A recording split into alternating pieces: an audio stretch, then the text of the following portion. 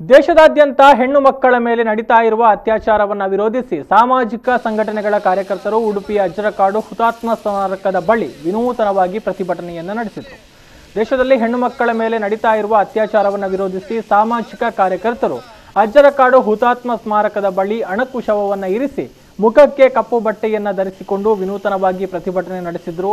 ಪ್ರತಿಭಟನೆಯನ್ನು ಉದ್ದೇಶಿಸಿ ಮಾತನಾಡಿದ ಅನ್ಸಾರ್ ಅಹಮದ್, ಅತ್ಯಾಚಾರ ಅನಾಚಾರದಂತಹ ದೌರ್ಜನ್ಯ ಪ್ರಕರಣಗಳು ಹೆಣ್ಮಕ್ಕಳ ಮೇಲೆ ದಿನೇ ದಿನೇ ಹೆಚ್ಚಾಗ್ತಾ ಇರೋದು ಆತಂಕಕಾರಿ ಬೆಳವಣಿಗೆ.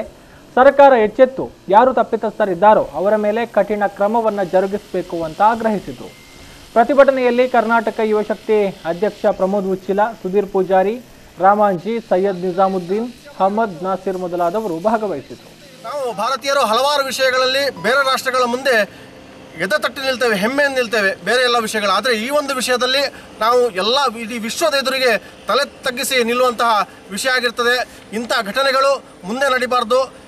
ಮುಂದೆ ನಡೆದದ್ದೇ ಇನ್ನು ಮುಂದೆ ಇಂಥ ಘಟನೆಗಳು ಮರುಕಳಿಸದಂತೆ ನಮ್ಮನ್ನಾಳುವ ಸರ್ಕಾರಗಳು ಕಠಿಣ ಕಾನೂನು ಕ್ರಮ ಕೈಗೊಳ್ಳಬೇಕನ್ನುವಂತಹ ಒಂದು ಮನವಿಯನ್ನು ಇಟ್ಟುಕೊಂಡು ನಾವು ಇವತ್ತು ವಿಶಿಷ್ಟವಾದಂತಹ ಪ್ರತಿಭಟನೆಯನ್ನು ಹಮ್ಮಿಕೊಂಡಿದ್ದೇವೆ.